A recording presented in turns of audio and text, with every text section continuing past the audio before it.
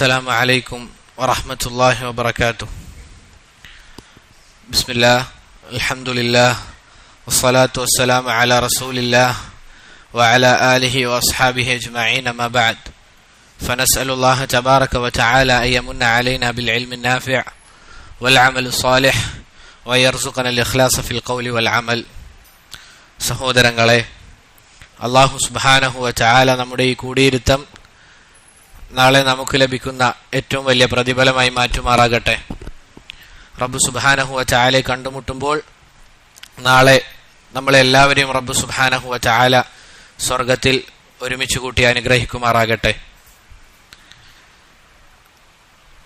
നമ്മൾ പഠിച്ചുകൊണ്ടിരിക്കുന്ന വിഷയം മഹാനായ പണ്ഡിതൻ ഇമാം ഇബ്നു അബിൽ ഇസ് അൽ ഹനഫി റഹിമഹുല്ലാ അദ്ദേഹം രചിച്ച കവിതയായ അൽ ഉർജൂസത്തുൽ മീഇയ ഫീ ദിക്രി ഹാലി അഷ്റഫിൽ ബരിയ എന്ന 100ഓളം വരുന്ന കവിതയാണ് നമ്മൾ പഠിച്ചുകൊണ്ടിരിക്കുന്നത്.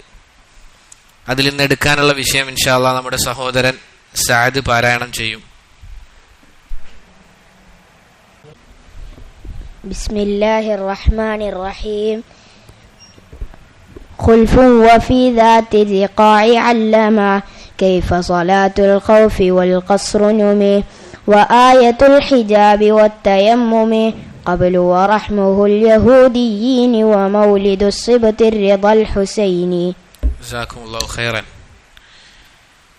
അതിനുശേഷം ഷെയ്ഖ് ഇബ്നു അബിൽ ഇസ് അൽ ഹനഫി റഹിമഹുല്ലാ അദ്ദേഹം പറയുന്നത് ഖുൽഫുൻ വഫി ദാത്തി റിഖാഇ അല്ലമ, അഥവാ അതിനുശേഷം പറയുന്നത് വഫി ദാത്തി റിഖാ, ദാത്തു റിഖാഇനെ കുറിച്ചാണ്. അഥവാ ദാത്തു റിഖാ എന്ന് പറയുന്ന പടയൊരുക്കമാണ്. എന്താണ് സഹോദരങ്ങളെ റിഖാ എന്ന് പറഞ്ഞു കഴിഞ്ഞാൽ, നമുക്ക് മുറിവുണ്ടാകുമ്പോൾ കെട്ടുന്ന തുണിക്കാണ് അറബിയിൽ റിഖാ എന്ന് പറയുക. നമ്മൾ കൈകളിലോ അതല്ലെങ്കിൽ കാലുകളിലോ സംഭവിക്കുന്ന മുറിവുകൾ അത് ഉണങ്ങാനും മറ്റും നമ്മൾ ഉപയോഗിക്കുന്ന തുണിയാണ് റിഖാ എന്ന് പറയുന്നത്. ഈ രൂപത്തിൽ എന്തുകൊണ്ടാണ് ഈ യുദ്ധത്തിന് ദാത്തു റിഖാ എന്ന് പേര് വരാനുള്ള കാരണം? കഠിനമായ ചൂടിന്റെ സമയത്താണ് ഈ യുദ്ധം നടക്കുന്നത്, അഥവാ നല്ല ചൂടുള്ള സമയത്താണ് ഈ യുദ്ധം നടക്കുന്നത്. ആ യുദ്ധപ്പുറപ്പാട് ചൂടുള്ള സമയത്തിനായതിനാൽ തന്നെ റസൂൽ സല്ലല്ലാഹു അലൈഹി വസല്ലമ കൊണ്ടുപോയ സഹാബിമാരുടെ കാലിന് വലിയ രൂപത്തിലുള്ള പ്രയാസം നേരിടേണ്ടി വന്നു. ആ പ്രയാസം കുറക്കാൻ വേണ്ടി സഹാബത്ത് എന്ത് ചെയ്തു? ഈ തുണി കൊണ്ട് അവർ കാലിൽ കെട്ടുകയുണ്ടായി. അവർ കാലിൽ കെട്ടി അവർ ആ യുദ്ധത്തിന് വേണ്ടി പുറപ്പെട്ടു. ആ ഒരു കാര്യത്തിനാലാണ് ഈ യുദ്ധത്തിന് ദാത്തു റിഖാ എന്നുള്ള പേര് വരാനുള്ള കാരണം. അതല്ലാതെ ഒരു സ്ഥലത്തേക്ക്, പൊതുവെ എന്താണ് എല്ലാ യുദ്ധങ്ങളും ഒരു സ്ഥലത്തേക്ക് ചേർത്തുകൊണ്ടാണ് പറയുന്നത്. ബദർ യുദ്ധം, അത് ബദർ എന്ന് പറയുന്ന സ്ഥലമാണ്. ഉഹദ് നമുക്കറിയാം. പൊതുവെ യുദ്ധത്തിന് എന്താണ് ഈ രൂപത്തിലുള്ള പേരുകൾ സ്ഥലത്തേക്ക് ചേർത്തുകൊണ്ടാണ്. പക്ഷേ ഈ യുദ്ധത്തിന് പേര് വന്നത് എന്താണ്? ദാത്തു റിഖാ എന്ന് പറഞ്ഞു കഴിഞ്ഞാൽ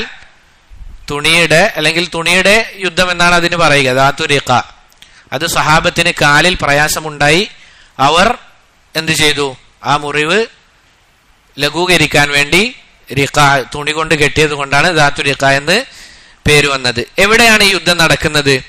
നജിദ് ഭാഗത്തുള്ള ബനു സഅലബ അതുപോലെ തന്നെ ബനു മഹാരിബ് എന്ന ഗോത്രവുമായി യുദ്ധം ചെയ്യാൻ റസൂൽ സല്ലല്ലാഹു അലൈഹി വസല്ലം എന്ത് ചെയ്തു? പുറപ്പെട്ടു.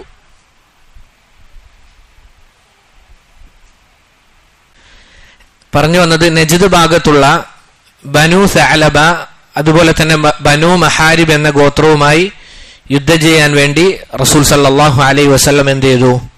പുറപ്പെട്ടു. പക്ഷേ ഈ യുദ്ധം യഥാർത്ഥത്തിൽ നടന്നിട്ടില്ല. റസൂൽ സല്ലല്ലാഹു അലൈഹി വസല്ലം വരുന്നു എന്ന് കേട്ടപ്പോൾ ആ ഗോത്രങ്ങൾ ഭയപ്പെടുകയും യുദ്ധത്തിന് തയ്യാറാകാതെ ഓടി രക്ഷപ്പെടുകയും ചെയ്തു. മുസ്ലിമീങ്ങൾ അവിടെ എത്തിയതിനു ശേഷം തിരിച്ചു വരികയാണ് ഉണ്ടായത്. വാസ്തവത്തിൽ അവിടെ എന്ത് നടന്നിട്ടില്ല? ഒരു യുദ്ധം നടന്നിട്ടില്ല. ഇതാണ് ദാത്തു റിഖാ എന്ന പേരിൽ ചരിത്രത്തിൽ നമുക്ക് കാണാൻ സാധിക്കുക. അതിനുശേഷം അല്ലമ കൈഫു സ്വലാത്തിൽ ഖൗഫി. അവിടെ വലൈഹിസ്സലാം റഹ്മത്തുള്ളാഹി. ഇവിടെ അല്ലമ എന്നാണ് ഉപയോഗിച്ചത്. 2 നിസ്കാരങ്ങളാണ് പഠിപ്പിച്ചത്. അതിൽ ആദ്യത്തേത് കൈഫ സ്വലാത്തുൽ ഖൗഫി. സ്വലാത്തുൽ ഖൗഫ് എന്ന് പറഞ്ഞാൽ മലയാളത്തിൽ നമുക്ക് ഭയത്തിന്റെ നിസ്കാരം എന്ന് വേണമെങ്കിൽ അർത്ഥം വെക്കാം. പക്ഷേ ഇവിടെ ഉദ്ദേശം എന്താണ്? യുദ്ധമുണ്ടാകുമ്പോഴുള്ള നിസ്കാരം, യുദ്ധത്തിന്റെ വേളയിൽ ഉള്ള നിസ്കാരം ഏതു രൂപത്തിലാണ് എന്ന് പഠിപ്പിക്കപ്പെട്ടു. ഇബ്നു അബിൽ ഐസ് അൽ ഹനഫി റഹിമഹുല്ലാ അദ്ദേഹം പറയുന്നത് ദാത്തു റിഖാ, ഈ യുദ്ധം നടക്കുന്ന വേളയിലാണ് ഇത് പഠിപ്പിക്കപ്പെട്ടത് എന്നതാണ്. ഇബ്നു അബിൽ ഐസ് അൽ ഹനഫി റഹിമഹുല്ലാ അദ്ദേഹം പറയുന്നത്. എന്നാൽ മറ്റു ചില പണ്ഡിതന്മാർ പറയുന്നത് വേറെ സന്ദർഭങ്ങളിലായിരുന്നു എന്നും നമുക്ക് കാണാൻ സാധിക്കും. മറ്റു ചില പണ്ഡിതന്മാർ പറഞ്ഞത് മറ്റ് ഒരു യുദ്ധം നടന്ന വേളയിലാണ് സ്വലാത്തുൽ ഖൗഫ് പഠിപ്പിക്കപ്പെട്ടത് എന്നതാണ്. ആ യുദ്ധം ഉസ്ഫാൻ യുദ്ധമാണ് എന്നതാണ് ചില പണ്ഡിതന്മാരുടെ അഭിപ്രായം. എന്നാൽ ഇബ്നു അബിൽ ഐസ് അൽ ഹനഫി പറയുന്നത് ദാത്തു റിഖാഇന്റെ വേളയിലാണ് സ്വലാത്തുൽ ഖൗഫ് പഠിപ്പിക്കപ്പെട്ടത് എന്നതാണ്. എന്തായാലും സഹോദരങ്ങളെ, ഈ നിസ്കാരം പഠിപ്പിക്കപ്പെട്ടത് യുദ്ധത്തിന്റെ സാഹചര്യത്തിലാണ്. യുദ്ധം നടന്നുകൊണ്ടിരിക്കുന്ന സാഹചര്യത്തിലാണ് ഈ ഒരു നിസ്കാരം പഠിപ്പിക്കപ്പെട്ടത്. ഇനി ഈ നിസ്കാരം പൊതുവെ സാധാരണ നിസ്കാരങ്ങൾ പോലെയല്ല, അതിൽ നിന്ന് വ്യത്യസ്തമാണ്. അതിന് പല രൂപങ്ങളുമുണ്ട്. ഹദീസിന്റെ വിശദീകരണങ്ങളിൽ അതിന്റെ ധാരാളം രൂപങ്ങൾ നമുക്ക് കാണാൻ സാധിക്കും. ഇമാം ഖത്താബി റഹിമഹുല്ലാ അദ്ദേഹം പറയുന്നതായി കാണാം, സ്വലാത്തുൽ ഖൗഫി അൻവാഉൻ, യുദ്ധത്തിന്റെ വേളയിലുള്ള നിസ്കാരം അത് പല ഇനങ്ങളാണ്. സ്വല്ലല്ലാഹു നബി സല്ലല്ലാഹു അലൈഹി വസല്ലമ ഫി അയ്യാമിൻ മുഖ്തലിഫ, റസൂൽ സല്ലല്ലാഹു അലൈഹി വസല്ലമ വ്യത്യസ്ത ദിവസങ്ങളിൽ ആ നിസ്കാരം നിസ്കരിച്ചിട്ടുണ്ട് യുദ്ധത്തിന്റെ വേളയിൽ. വ അഷ്കാലിൻ മുതബായിന, വ്യത്യസ്ത രൂപങ്ങളിൽ റസൂൽ സല്ലല്ലാഹു അലൈഹി വസല്ലമ ഈ നിസ്കാരം നിസ്കരിച്ചിട്ടുണ്ട്. പക്ഷേ ശ്രദ്ധിക്കേണ്ട കാര്യം, യതഹറ ഫീ കുല്ലിഹാ മാ അഹ്വതു ലിസ്സലാഹ്, ഇതിലേത് രൂപങ്ങളായാലും ഒരു യുദ്ധം നടക്കുന്നത് പോലെ ആയിരിക്കില്ല മറ്റൊരു യുദ്ധം ഉണ്ടാവുക. അപ്പോൾ ഏതൊക്കെ യുദ്ധം ഏതൊക്കെ രൂപത്തിലാണോ അതിന് അനുയോജ്യമായ രൂപത്തിലായിരിക്കണം സ്വലാത്തുൽ ഖൗഫ്. അപ്പോ ഇങ്ങനെ ഒരു സാഹചര്യം വരുമ്പോൾ നമ്മൾ എന്തറിഞ്ഞിരിക്കണം? റസൂൽ സല്ലല്ലാഹു അലൈഹി വസല്ലമ എങ്ങനെയാണ് നിസ്കരിച്ചത് എന്ന് അറിഞ്ഞിരിക്കണം. വഅബ്ലഗു ഫിൽ ഹിറാസ, അതുപോലെ തന്നെ നമുക്ക് കാവൽ നിൽക്കാൻ ഏറ്റവും അനുയോജ്യമായ രൂപത്തിൽ എങ്ങനെയാണോ നിസ്കരിക്കാൻ സാധിക്കുക ആ രൂപത്തിലായിരിക്കണം നിസ്കാരമെന്ന് ഖത്താബി റഹിമഹുല്ലാ അവിടുന്ന് പറയുകയാണ്. ഇതിന്റെ രൂപവും അതിൻ്റെതായ കാര്യങ്ങളുമൊക്കെ നമ്മൾ എവിടെ പഠിക്കാം? അഹ്സൻത്, ഫിഖ്ഹിന്റെ ഗ്രന്ഥങ്ങളിൽ നമ്മൾ ഇൻഷാ അല്ലാഹ് പഠിക്കും. അതിവിടെ വിശദീകരിക്കാൻ ഉദ്ദേശിക്കുന്നില്ല. ഇമാം അഹ്മദ് ബിൻ ഹംബൽ റഹിമഹുല്ലാ അദ്ദേഹം പറഞ്ഞതായി കാണാം, സബത ഫീ സ്വലാത്തിൽ ഖൗഫി സിത്തത അഹാദീസ് ഔ സബ്അ, റസൂൽ സല്ലല്ലാഹു അലൈഹി വസല്ലമയുടെ യുദ്ധത്തിന്റെ നിസ്കാരം 6-7 ഹദീസുകൾ സ്ഥിരപ്പെട്ടു വന്നിട്ടുണ്ട്. എന്നിട്ട് അവിടുന്ന് പറയാണ്, ഇതിലേത് രൂപത്തിലും ഒരാൾ നിസ്കരിക്കുകയാണെങ്കിൽ അജാസ, അവനത് അനുവദനീയമാണ് എന്ന് ഇമാം അഹ്മദ് ബിൻ ഹംബൽ റഹിമഹുല്ലാ പറയുന്നുണ്ട്. അഥവാ ഇതിന്റെ രൂപങ്ങൾ നമ്മൾ ഫിഖ്ഹിന്റെ ഗ്രന്ഥങ്ങളിൽ ഇൻഷാ അല്ലാഹ് പഠിക്കും. അഥവാ ചുരുക്കി പറഞ്ഞാൽ ദാത്തു റിഖാഇന്റെ വേളയിൽ സ്വലാത്തുൽ ഖൗഫ് പഠിപ്പിക്കപ്പെട്ടു. പക്ഷെ ഇവിടെ നമ്മൾ ശ്രദ്ധിക്കേണ്ട കാര്യം നിസ്കാരത്തിന്റെ പ്രാധാന്യമാണ്. കാരണം യുദ്ധത്തിന്റെ വേളയിൽ പോലും എന്തിനൊഴിവില്ല? നിസ്കാരത്തിന് ഒഴിവില്ല എന്നുള്ളതാണ് നമ്മൾ മനസ്സിലാക്കേണ്ടത്. കാരണം ആലോചിച്ച് നോക്കൂ, യുദ്ധത്തിന്റെ വേള എന്ന് പറഞ്ഞു കഴിഞ്ഞാൽ ഒരാളുടെ ജീവൻ പോകുന്ന അവസ്ഥയാണ്. ആ വേളയിൽ പോലും അല്ലാഹു സുബ്ഹാനഹു വ തആല നിസ്കാരം അത് ഒഴിവാക്കാൻ നമുക്ക് ഇളവ് നൽകിയിട്ടില്ല. ചില ജമാഅത്ത് നിസ്കാരം മാത്രമല്ല, നിസ്കാരം തന്നെ ഒഴിവാക്കാൻ നമുക്ക് എന്ത് നൽകിയിട്ടില്ല? ഇളവ് നൽകിയിട്ടില്ല. ചില ആളുകൾ നമുക്ക് കാണാം, രോഗം വന്നാൽ എന്തുണ്ടാവില്ല, അവർക്ക് നിസ്കാരം ഉണ്ടാവില്ല, നിസ്കാരം തന്നെ ഉപേക്ഷിക്കുന്ന അവസ്ഥ ഉണ്ട്. ഒരു ചെറിയ തലവേദന വന്നു കഴിഞ്ഞാൽ, പ്രത്യേകിച്ച് സുബഹിന്റെ നേരമാണെങ്കിൽ അവരെന്ത് ചെയ്യും? വക്ത് കഴിയുന്നത് വരെ അവർ ഉറങ്ങും. നിസ്കാരം എന്താവും? വക്തിന് ശേഷം നിസ്കരിച്ചാൽ അത് സ്വീകരിക്കപ്പെടുമോ ഇല്ലയോ എന്ന് പണ്ഡിതന്മാർക്കിടയിൽ ചർച്ചയുണ്ട്. ചില പണ്ഡിതന്മാർ പറഞ്ഞത് അവർ തൗബയാണ് ചെയ്യേണ്ടത്, നിസ്കരിച്ചിട്ട് കാര്യമില്ല. അവർക്ക് നിസ്കാരം എന്തായി? അത് നിസ്കരിച്ചതിനെ കൊണ്ട് കാര്യമില്ല, മറിച്ച് അവരെന്താണ് ചെയ്യേണ്ടത്? തൗബ ചെയ്യണമെന്ന് ഒരു വിഭാഗം പണ്ഡിതന്മാർ പറഞ്ഞതായി കാണാം. മറ്റു ചില പണ്ഡിതന്മാർ പറഞ്ഞു നിസ്കരിക്കണം എന്നിട്ട് തൗബ ചെയ്യണം എന്ന് പറഞ്ഞതായും കാണാം. അപ്പോ ഇവിടെ ജമാഅത്തായിട്ടാണ് രണ്ടാമത്തെ വിഷയം. അതാണ് ജമാഅത്തിന്റെ ഒഴിവും ഇവിടെ ഇല്ല. കാരണം സലാത്തുൽ ഖൗഫ് എങ്ങനെയാണ് റസൂൽ സല്ലല്ലാഹു അലൈഹി വസല്ലം നിസ്കരിച്ചത്? ജമാഅത്തായിട്ടാണ്. ഒരു വിഭാഗം, അത് ഖുർആനിൽ ആയത്തുണ്ട് എങ്ങനെയാണ് അതിന്റെ രൂപം, അത് 7ഓളം അതാണ് പറഞ്ഞത്. അതെല്ലാം വിശദീകരിക്കാൻ നമുക്ക് സമയമില്ല. ചുരുക്കി പറഞ്ഞാൽ നിസ്കാരത്തിന്റെ വിഷയം എന്തെന്നാൽ അത് ഇസ്ലാമിന്റെ അമൂദാണ്, തൂണാണ്. അതുകൊണ്ടാണ് റസൂൽ സല്ലല്ലാഹു അലൈഹി വസല്ലം പറഞ്ഞത് അൽ അഹ്ദുല്ലദീ ബൈനനാ വബൈനഹുമുസ് സ്വലാ, നമുക്കും അവിശ്വാസികൾക്കും ഇടയിലുള്ള കരാർ എന്ന് പറഞ്ഞു കഴിഞ്ഞാൽ അസ്വലാ, നിസ്കാരമാണ്. വമൻ തറകഹാ ഫഖദ് കഫർ, ആരാണോ അത് ഉപേക്ഷിക്കുന്നത് അവൻ കാഫിറാണ് എന്ന് റസൂൽ സല്ലല്ലാഹു അലൈഹി വസല്ലമ പറഞ്ഞതായി കാണാം. ചുരുക്കി പറഞ്ഞാൽ സഹോദരങ്ങളെ, നിസ്കാരം നമുക്ക് തൊണ്ടക്കുഴിയിൽ റൂഹ് ഏത് സമയം വരെയുണ്ടോ ആ സമയം വരെ നിസ്കരിക്കണം. റസൂൽ സല്ലല്ലാഹു അലൈഹി വസല്ലമ പറഞ്ഞതായി കാണാം, എന്താണ്, നിനക്ക് കഴിവുണ്ടെങ്കിൽ നീ നിന്ന് നിസ്കരിക്കുക, അതിന് കഴിയില്ലെങ്കിലോ ഇരുന്ന് നിസ്കരിക്കുക, അതിനും കഴിയില്ലെങ്കിലോ എങ്ങനെയാ ഒരു ഭാഗം ചെരിഞ്ഞ് നിസ്കരിക്കുക, ഇനി അതിനും സാധിക്കുന്നില്ലെങ്കിലോ മലർന്നുകൊണ്ട് നിസ്കരിക്കുക, അതിനും സാധിക്കുന്നില്ലെങ്കിലോ കണ്ടുകൊണ്ട് നിസ്കരിക്കുക. ഒരിക്കലും എന്തില്ല, നമുക്ക് നിസ്കാരം ഉപേക്ഷിക്കാൻ ഒരു ഇളവുമില്ല എന്നുള്ളത് നമ്മൾ മനസ്സിലാക്കുക. ബറക്കല്ലാഹു ഫീക്കും. അതിനുശേഷം ഷെയ്ഖ് റഹിമഹുല്ലാ അദ്ദേഹം പറയുന്നതായി കാണാം, വൽ ഖസ്റു നുമിയ, എന്താണ്, നിസ്കാരം ചുരുക്കാനുള്ള ഇളവും റബ്ബ് സുബ്ഹാനഹു വ തആല നമ്മുടെ ദീനിൽ അത് നൽകി. ഇവിടെ നമ്മൾ മനസ്സിലാക്കേണ്ട കാര്യം, റബ്ബ് സുബ്ഹാനഹു വ തആല നമുക്ക് നിസ്കാരം നിർബന്ധമാക്കിയെങ്കിലും നമുക്ക് ചില വേളകളിൽ എന്ത് ചെയ്യാം, അതിനെ ചുരുക്കാം. ഏതാണ് ആ വേള? യാത്ര. നമുക്കറിയാം, യാത്രക്കാരന് 4 റക്അത്തുള്ള നിസ്കാരം 2ആക്കാനുള്ള ഇളവ് റബ്ബ് സുബ്ഹാനഹു വ തആല നൽകിയിട്ടുണ്ട്. ഇതിനാണ് കസ്ർ എന്ന് പറയുക. സ്വലാത്തുൽ ഖസ്ർ, അല്ലെങ്കിൽ നിസ്കാരം ഖസ്റാക്കുക എന്ന് പറഞ്ഞു കഴിഞ്ഞാൽ 4 റക്അത്തുള്ള നിസ്കാരത്തെ 2ആക്കുന്നതിനാണ് ഖസ്ർ എന്ന് പറയുക. ജംഅ് എന്ന് എന്തിനാ പറയുക? ഒരു നിസ്കാരത്തിനെ മറ്റൊരു നിസ്കാരത്തിന്റെ കൂടെ നിസ്കരിക്കുക, ജംഅ് ചെയ്യുക, ഒരുമിപ്പിക്കുക, അതിനാണ് ജംഅ് എന്ന് പറയുക. പണ്ടാരോ പറഞ്ഞതായി കേട്ടിട്ടുണ്ട്, എന്താണ് ജംഉം ഖസ്റും എന്ന് ചോദിച്ചപ്പോ ളുഹറിന്റെ കൂടെ അസ്ർ നിസ്കരിക്കുന്നതിന് ജംഉം അസ്റിന്റെ കൂടെ ളുഹർ നിസ്കരിക്കുന്നതിന് ഖസ്റും എന്ന് പറയാം എന്ന് ചില ആളുകൾ പറഞ്ഞതായി കേട്ടിട്ടുണ്ട്. പക്ഷെ അങ്ങനെയല്ല. ഖസ്ർ എന്ന് പറഞ്ഞു കഴിഞ്ഞാൽ എന്താണ്, 4 റക്അത്തുള്ള നിസ്കാരങ്ങൾ ചുരുക്കി 2ആക്കുന്നതിനാണ് ഖസ്ർ എന്ന് പറയുക. ളുഹറിന് അസറിന്റെ കൂടെ ആയാലും അസറിന് ളുഹറിന്റെ കൂടെ ആയാലും നിസ്കരിക്കുന്നതിന് പറയുന്ന പേരാണ് ജംഅ് എന്നുള്ളത്. ഇൻഷാ അല്ലാഹ്. ഇനി ളുഹർ അസർ ഇശാ ആണ് നമുക്ക് എന്ത് ചെയ്യാൻ സാധിക്കുക, ഖസ്റാക്കാൻ സാധിക്കുക. മഗ്രിബ് ഖസ്ർ ചെയ്യാൻ പറ്റുമോ? ഇല്ല. സുബൈ ഓൾറെഡി 2 റക്അത്ത് തന്നെയാണ്. ഹിജ്റ 4 എന്നാണ് ഷെയ്ഖ് റഹിമഹുല്ല ഇവിടെ പറയുന്നത്. അഥവാ നിസ്കാരം ഖസ്റാക്കാം എന്നുള്ളത് ഹിജ്റ 4 എന്നാണ് ഇവിടെ ഷെയ്ഖ് റഹിമഹുല്ല പറയുന്നത്. ഇനി നമ്മൾ മനസ്സിലാക്കേണ്ട മറ്റൊരു കാര്യം, നിസ്കാരം ഖസ്റാക്കുക എന്നുള്ളത് ആർക്ക് മാത്രമാണ്? യാത്രക്കാരന് മാത്രമാണ്. നിസ്കാരത്തെ ചുരുക്കുക എന്നുള്ളത് യാത്രക്കാരന് മാത്രം നിയമമാക്കപ്പെട്ട കാര്യമാണ്. എന്നാൽ ജംഉ അത് യാത്രക്കാരന് മാത്രമല്ല, മറ്റു ചില ആളുകൾക്കും അനുവദനീയമാണ്. ഉദാഹരണത്തിന് രോഗി, അതുപോലെ തന്നെ എന്താണ്, മറ്റു ചില ആവശ്യങ്ങൾ, ഒരു നിവർത്തിയുമില്ലാത്ത അവസ്ഥ. ഇൻഷാ അല്ലാഹ് ഫിഖഹിന്റെ ഗ്രന്ഥങ്ങളിൽ നമ്മൾ പഠിക്കും. ജംഅ് ചെയ്യാൻ യാത്രക്കാരന് മാത്രമല്ല, രോഗികൾക്കും അതുപോലെയുള്ള ആളുകൾക്കും സാധിക്കും.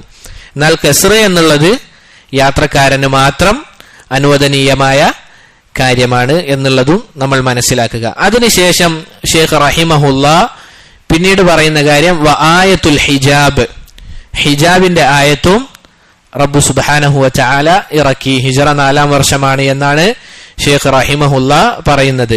എന്താണ് സഹോദരങ്ങളെ ഹിജാബ് എന്ന് പറഞ്ഞു കഴിഞ്ഞാൽ, സ്ത്രീകൾ അവരുടെ ശരീരവും മുഖവും കൈയും എല്ലാം മറക്കുന്നതിനെയാണ് ഹിജാബ് എന്ന് പറയുക.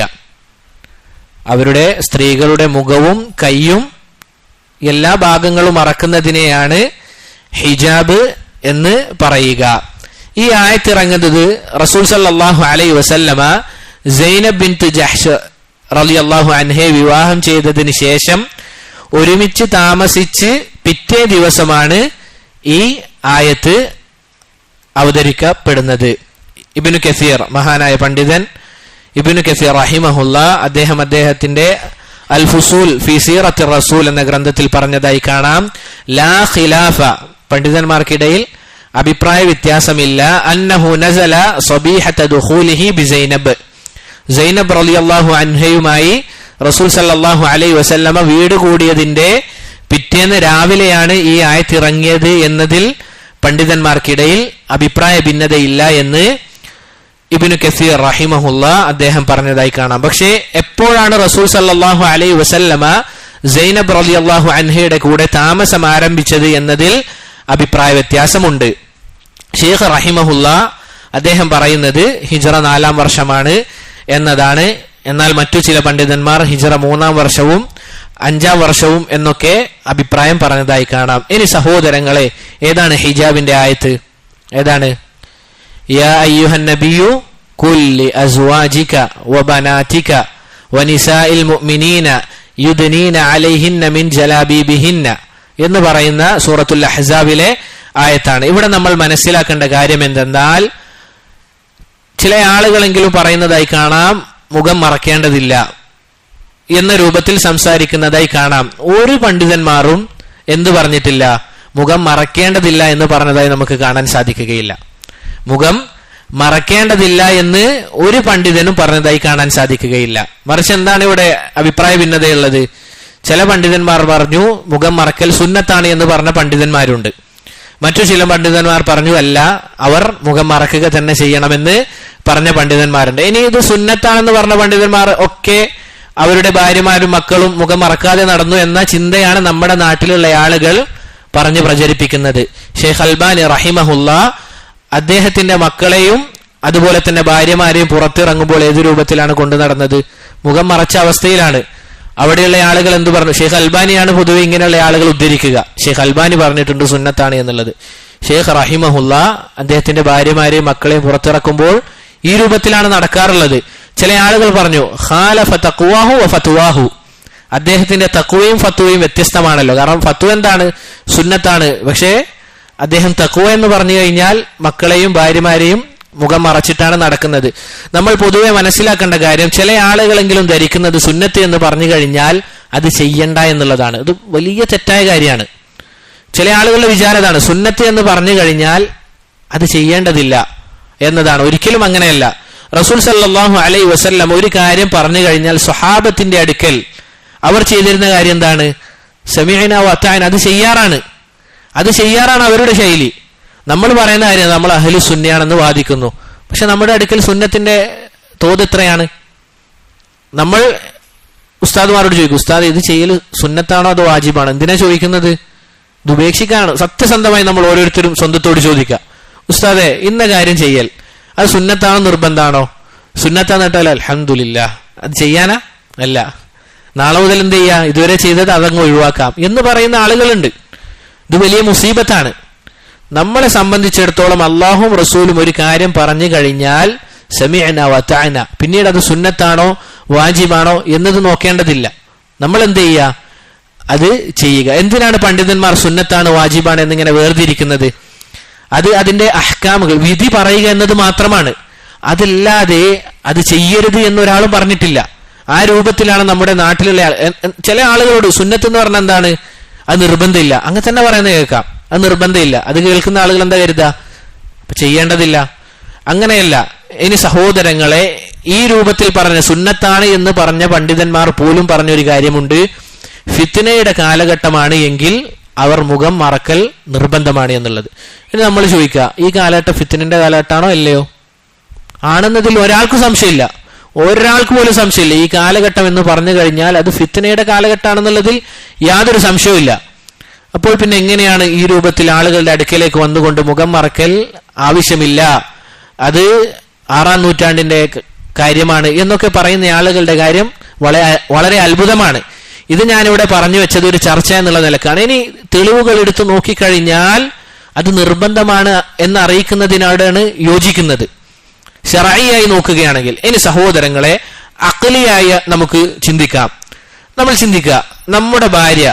നമ്മുടെ സഹോദരിമാർ, നമ്മുടെ ഉമ്മമാർ, അവരെ നോക്കി ഒരുവൻ ഇങ്ങനെ ആസ്വദിക്കുന്നത് കണ്ടു കഴിഞ്ഞാൽ ഒരാണാണെങ്കിൽ നമുക്ക് എന്താണ് തോന്നുക? ഒരു ബുദ്ധിയുള്ള ഒരാൾക്ക് എന്തിനു സാധിക്കുകയില്ല? അത് കണ്ടിരിക്കാൻ സാധിക്കുകയില്ല. അതിന് അല്ലാഹു സുബ്ഹാനഹു വ തആല നിയമമാക്കി വെച്ച കാര്യമാണ്. അവരുടെ സംരക്ഷണത്തിന് വേണ്ടിയാണ്, അതല്ലാതെ അവരെ ഒതുക്കാൻ വേണ്ടിയല്ല. റബ്ബ് സുബ്ഹാനഹു വ തആല നമുക്ക് ഏൽപ്പിച്ചു തന്ന ഏറ്റവും വലിയൊരു അമാനത്താണ് നമ്മുടെ സ്ത്രീകൾ എന്ന് പറഞ്ഞു കഴിഞ്ഞാൽ അവരെ നമ്മൾ ഏത് രൂപത്തിൽ നോക്കണം? രാജ്ഞിമാരെ പോലെ നോക്കണം എന്നുള്ളതാണ് ഇസ്ലാമിന്റെ കാഴ്ചപ്പാട്. പക്ഷേ നമ്മുടെ നാട്ടിലുള്ള ആളുകൾക്ക്, നിരീശ്വരവാദികൾ, അതല്ല എങ്കിൽ കമ്മ്യൂണിസ്റ്റ് പ്രസ്ഥാനങ്ങൾ പോലെയുള്ള ആളുകൾ ആഗ്രഹിക്കുന്നത് മുസ്ലിം സ്ത്രീകളെ എന്തിനാണ്? അവരെ കാണണം, അവരെ ആസ്വദിക്കണം എന്ന രൂപത്തിൽ അവരെന്ത് ചെയ്യാണ്? മുസ്ലിം ഉമ്മത്തിലെ അല്ലെങ്കിൽ മുസ്ലിം സ്ത്രീകളുടെ വിഷയത്തിൽ നമ്മളാണ് ഏറ്റവും നസീഹത്തുള്ള ആളുകൾ എന്ന് പറഞ്ഞുകൊണ്ട് അല്ലാഹു സുബ്ഹാനഹു വ തആലയുടെ ദീനിനെ മറികടക്കാൻ അവർ നോക്കുകയാണ്. അല്ലാഹു ഖുർആനിൽ പറഞ്ഞ ഒരു കാര്യമുണ്ട്. എന്താണത്? വല്ലാഹു മുതിമ്മു നൂരിഹി വലൗ കരിഹൽ കാഫിറൂൻ. അല്ലാഹു ഈ ദീനിനെ പൂർത്തീകരിക്കുക തന്നെ ചെയ്യും, അത് കാഫിരീങ്ങൾക്ക് വെറുപ്പുണ്ടായാലും ശരി. പറഞ്ഞു വന്നത് സഹോദരങ്ങളെ, ഖുർആനിന്റെ ആയത്തുകളും ഹദീസുകളും എടുത്തു നോക്കിക്കഴിഞ്ഞാൽ മുഖം മറക്കൽ നിർബന്ധമാണ് എന്നതാണ് കൂടുതലായി നമുക്ക് ഖുർആനിനോടും സുന്നത്തിനോടും യോജിച്ചതായി കാണാൻ സാധിക്കുന്നത്. അതുപോലെ തന്നെ സഹോദരങ്ങളെ ഉപദേശമായി സ്വീകരിക്കേണ്ടതാണ്. അഥവാ നമ്മുടെ പെൺമക്കളുടെ വിഷയം, നമ്മുടെ ഭാര്യമാരുടെ വിഷയം, നമ്മുടെ ഉമ്മമാരുടെ വിഷയം പ്രത്യേകിച്ച് ഈ കാലഘട്ടത്തിൽ നമ്മൾ നന്നായി ശ്രദ്ധിക്കണം. സലഫുകൾ പറഞ്ഞതായി കാണാം, വീട്ടിലുള്ള സ്ത്രീകൾ അവർ മോശമായി പോകാനുള്ള കാരണം എന്തെന്നാൽ ആ വീട്ടിലുള്ള ആണുങ്ങളുടെ അഴകുഴമ്പൻ നിലപാടാണ്. സത്യമാണ് ആ വാക്ക്, അല്ലെ? പൊതുവെ പണ്ടേ പറയാറുണ്ട്, വീട്ടിലെ ആണ് നന്നായാൽ ആ വീട് നന്നാവുന്നുള്ളത് അറിയപ്പെട്ട കാര്യമാണ്. അതുകൊണ്ട് ഈ കോലത്തിലുള്ള പ്രത്യേകിച്ച് ന്യൂ ജനറേഷൻ എന്നൊക്കെ പറഞ്ഞു വരുന്ന ആളുകൾ സ്ത്രീകളെ പുറത്തിറക്കണം, അവർ ഒറ്റയ്ക്ക് യാത്ര ചെയ്യണം, ലാ ഇലാഹ ഇല്ലല്ലാഹ് നമ്മൾ കാണുന്നതാണ്. നമ്മൾ യാത്രക്കാരാണ്, അവർ ഒറ്റയ്ക്ക് യാത്ര ചെയ്താൽ അനുഭവിക്കേണ്ടി വരുന്ന പ്രയാസങ്ങൾ എന്താണെന്ന് നമ്മൾ കണ്ണുകൊണ്ട് കാണുന്നുണ്ട്. ഇതൊക്കെ എല്ലാവർക്കും അറിയുന്ന കാര്യം തന്നെയാണ്. പക്ഷേ ഇതൊക്കെ പറഞ്ഞു കഴിഞ്ഞാൽ പഴഞ്ചനായി പോകുമോ എന്നുള്ള പേടിയാണ്. എന്തിനാണ് ഭയപ്പെടേണ്ടത്?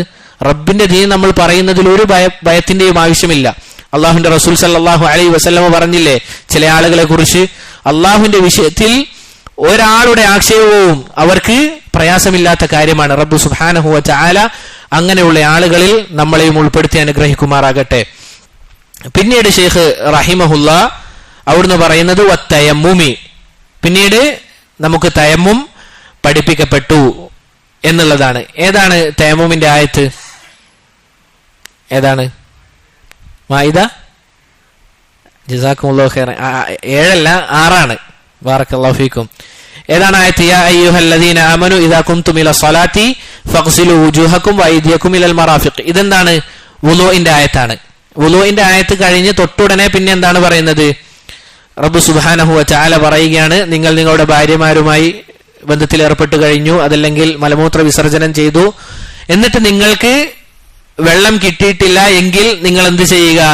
ഫതയമ്മമു സ്വഈദൻ തയ്യിബ, നിങ്ങൾ ഭൂമിയിലെ പ്രതലത്തിൽ തയമ്മും ചെയ്യുക എന്ന് തുടങ്ങുന്ന ആയത്ത് റബ്ബ് സുബ്ഹാനഹു വ തആല അവതരിപ്പിച്ചു. ഈ ആയത്ത് അള്ളാഹു അവതരിപ്പിച്ചത് ഹിജ്റ 4 എന്നതാണ് ഷെയ്ഖ് ഇബ്നു അബിൽ ഇസ് അൽ ഹനഫി റഹിമഹുല്ലാ അദ്ദേഹത്തിന്റെ അഭിപ്രായം. എന്നാൽ മറ്റു ചില പണ്ഡിതന്മാർ ബനു മുസ്തലഖ് യുദ്ധത്തിന് ശേഷമാണ് എന്നും പറഞ്ഞതായി കാണാം. അഥവാ ഹിജ്റ 5 വർഷത്തിലാണ് ബനു മുസ്തലഖ് യുദ്ധം നടക്കുന്നത്. ഇൻഷാ അല്ലാഹ് അത് വരുന്നുണ്ട്. ആ സന്ദർഭത്തിലാണ് എന്ന് പറഞ്ഞ പണ്ഡിതന്മാരുമുണ്ട്. എന്നാൽ അതല്ല, ഹിജ്റ 4 വർഷത്തിലാണ് എന്നതാണ് ഷെയ്ഖ് ഇബ്നു അബിൽ ഇസ് അൽ ഹനഫി റഹിമഹുല്ല പറയുന്നത്. എന്താണ് സഹോദരങ്ങളെ ഈ ആയത്ത് ഇറങ്ങാനുള്ള സാഹചര്യം? റസൂലും സല്ലല്ലാഹു അലൈഹി വസല്ലമ അതുപോലെ തന്നെ മറ്റു ചില സഹാബിമാരും ഒരു യാത്ര ചെയ്യവേ യാത്രക്കിടയിൽ ആയിഷ റളിയല്ലാഹു അൻഹ, നമ്മുടെ ഉമ്മ ആയിഷ റളിയല്ലാഹു അൻഹയുടെ ഒരു ആഭരണം കളഞ്ഞുപോയി. അങ്ങനെ അവർ യാത്ര മധ്യേ വിശ്രമിക്കാൻ നിർത്തിയതായിരുന്നു.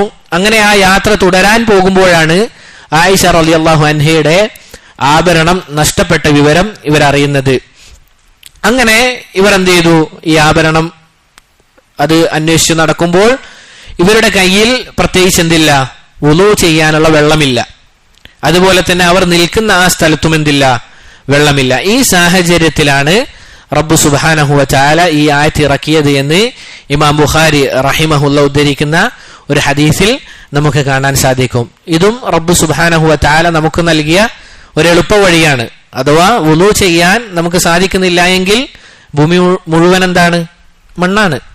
അതുകൊണ്ട് നമുക്ക് തയമ്മും ചെയ്യാം. അതിനുശേഷം ഷേഖ് റഹിമഹുല്ല അദ്ദേഹം പറയുന്നത് വറജ്മുഹു അൽ യഹൂദിയൈൻ, റസൂൽ സല്ലല്ലാഹു അലൈഹി വസല്ലമ 2 യഹൂദികളെ കല്ലെറിഞ്ഞു കൊന്നതാണ് പിന്നീട് പറയുന്നത്. എന്താണ് ഇതിന്റെ പിന്നിലുള്ള കാരണം? അതായത് ഒരു ജൂതനും അതുപോലെ തന്നെ ഒരു ജൂത സ്ത്രീയും എന്ത് ചെയ്തു? വ്യഭിചരിച്ചു. അവർ രണ്ടുപേരും വ്യഭിചരിച്ചു. അങ്ങനെ അവർ തന്നെ, ജൂതന്മാർ തന്നെ എന്ത് ചെയ്തു? ഒരു തീരുമാനമെടുത്തു.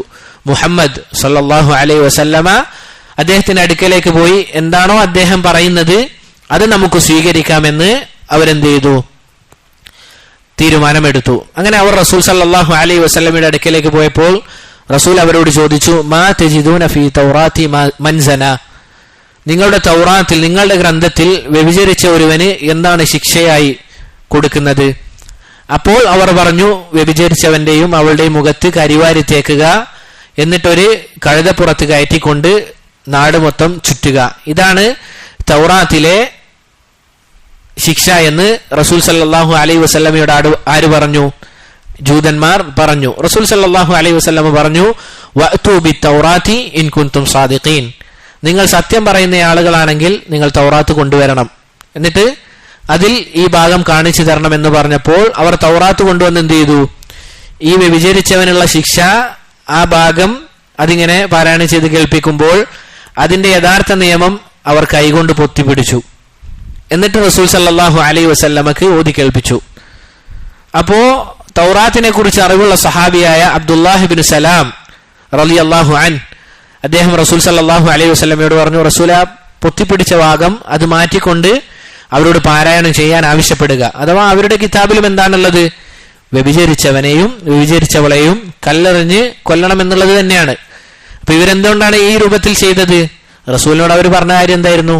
ഈ രൂപത്തിൽ നാട്ടിൽ ചുറ്റി നടത്തുക എന്നതാണ്. പക്ഷേ തൗറാത്തിലും ഈ രൂപത്തിലുള്ള പരാമർശമാണ് കാണാൻ സാധിക്കുക. അങ്ങനെ റസൂൽ സല്ലല്ലാഹു അലൈഹി വസല്ലം പറഞ്ഞു, നിങ്ങളുടെ തൗറാത്തിലുള്ള ഈ നിയമം നിങ്ങൾ നടപ്പിലാക്കുക എന്ന ആ കൽപ്പന പ്രകാരം അവരെ രണ്ടുപേരെയും കല്ലെറിഞ്ഞ് കൊന്നു. ഇബ്നു ഉമർ റളിയല്ലാഹു അൻ അദ്ദേഹം പറയുന്നതായി കാണാം, വകുന്തു ഫീമൻ റജമഹുമാ, ആ കല്ലെറിഞ്ഞ് കൊന്ന കൂട്ടത്തിൽ ഞാനും ആ കൂട്ടത്തിൽ കല്ലെറിഞ്ഞിരുന്നു എന്ന് മഹാനായ സഹാബി അബ്ദുല്ലാഹി ഇബ്നു ഉമർ റളിയല്ലാഹു അൻഹുമ അദ്ദേഹം പറയുകയാണ്. ഈ ഒരു സംഭവം ഇമാം ബുഖാരി അദ്ദേഹത്തിന്റെ സഹീഹിൽ ഉദ്ധരിക്കുന്നതായി നമുക്ക് കാണാൻ സാധിക്കും. അവസാനമായി ഷേഖ് റഹിമഹുല്ല പറയുന്നത്, വമൗലിദു സിബ്തി റിള അൽ ഹുസൈനി, പിന്നീട് ഹുസൈൻ റളിയല്ലാഹു അൻഹു അദ്ദേഹത്തിന്റെ ജനനവുമായി ബന്ധപ്പെട്ടാണ് ഷേഖ് റഹിമഹുല്ല അവിടുന്ന് പറയുന്നത്. ഹുസൈൻ ഇബ്നു അലി റളിയല്ലാഹു അൻഹുമ ജനിച്ചത് എപ്പോഴാണ്? ഹിജറ 4-ാം വർഷത്തിലാണ് ജനിച്ചത് എന്നതാണ് ഷെയ്ഖിന്റെ അഭിപ്രായം. എന്നാൽ മറ്റു ചില പണ്ഡിതന്മാർ, ഇബ്നു ഹജർ അൽ അസ്ഖലാനി റഹിമഹുല്ല അദ്ദേഹത്തെ പോലുള്ള പണ്ഡിതന്മാർ പറഞ്ഞതായി കാണാം, ഹിജറ 6-ലാണെന്നും ഹിജറ 7-ലാണെന്നും അഭിപ്രായപ്പെട്ടതായി കാണാം. എന്തായാലും സഹോദരങ്ങളെ, ഇവിടെ ഷെയ്ഖിന്റെ അഭിപ്രായം ഹിജറ 4-ാം വർഷത്തിലാണ് എന്നതാണ്. കഴിഞ്ഞ ദർസിൽ നമ്മൾ ഹസൻ റളിയല്ലാഹു അൻ ജനിച്ചതുമായി ബന്ധപ്പെട്ട് പറഞ്ഞിരുന്നു. ഏത് വർഷത്തിലാ? അഹ്സൻത്, ഹിജറ 3-ാം വർഷത്തിലാണ് ആര് ജനിച്ചത്? ഹസൻ റളിയല്ലാഹു അൻ. ഹുസൈൻ റളിയല്ലാഹു അൻഹു ഹിജറ 4-ാം വർഷത്തിൽ. നമ്മൾ പറഞ്ഞിരുന്നു കഴിഞ്ഞ ദർസിൽ അവർ ഇരട്ടകളല്ല, മറിച്ച് എന്താണ്, 1 വയസ്സ് വ്യത്യാസമുണ്ട് എന്നതാണ് നമ്മൾ കഴിഞ്ഞ ദർസിൽ പറഞ്ഞത്. ഇത്രയും കാര്യങ്ങളാണ് ഹിജറ 4-ാം വർഷത്തിൽ നടന്നതായി ഷെയ്ഖ് ഇബ്നു അബിൽ ഇസ് അൽ ഹനഫി റഹിമഹുല്ല പറയുന്നത്. എത്ര കാര്യങ്ങളുണ്ട് അതിൽ? 14 കാര്യങ്ങൾ. 14 കാര്യങ്ങളാണ് ഹിജറ 4-ാം വർഷത്തിൽ നടന്നതായി ഇബ്നു അബിൽ ഇസ് അൽ ഹനഫി റഹിമഹുല്ല പറയുന്നത്. ഇൻഷാ അല്ലാഹ് ഇത്രയുമാണ് ഇന്ന് എടുക്കാൻ ഉദ്ദേശിക്കുന്നത്. അടുത്ത ദർസിൽ നമുക്ക് ഹിജറ 5-ാം വർഷം നടന്ന കാര്യങ്ങൾ ആരംഭിക്കാം. റബ്ബ് സുബ്ഹാനഹു വ തആല പറഞ്ഞ കാര്യങ്ങളും കേട്ട കാര്യങ്ങളും സ്വീകരിക്കാൻ നമുക്ക് എല്ലാവർക്കും തൗഫീക്ക് നൽകി അനുഗ്രഹിക്കുമാറാകട്ടെ. ഞാൻ പറഞ്ഞതിൽ വല്ല നന്മയും ഉണ്ടെങ്കിൽ അത് റബ്ബു സുബ്ഹാനഹു വ തആലയിൽ നിന്ന് മാത്രമുള്ളതാണ്. പറഞ്ഞതിൽ വല്ല തിന്മയും വന്നുപോയിട്ടുണ്ടെങ്കിൽ അത് എന്നിൽ നിന്നും ശൈത്താനിൽ നിന്നുമുള്ളതാണ്. റബ്ബ് പുറത്തു നൽകി അനുഗ്രഹിക്കുമാറാകട്ടെ. വഹാദാ വല്ലാഹു തആല അലാ വഅലം വസല്ലല്ലാഹു വസല്ലമ അലാ നബിയിന മുഹമ്മദ് വഅലാ ആലിഹി വഅസ്ഹാബിഹി അജ്മഈൻ. സുബ്ഹാനകല്ലാഹുമ്മ വബിഹംദിക അഷ്ഹദു അൻ ലാ ഇലാഹ ഇല്ലാ അൻത അസ്തഗ്ഫിറുക വഅതൂബു ഇലൈക്. ഇൻഷാ അല്ലാഹ് തൊട്ടുടനെ ഹദീസ് ക്ലാസ് ആരംഭിക്കും. അസ്സലാമു അലൈക്കും വറഹ്മത്തുള്ളാഹി വബറകാതുഹു.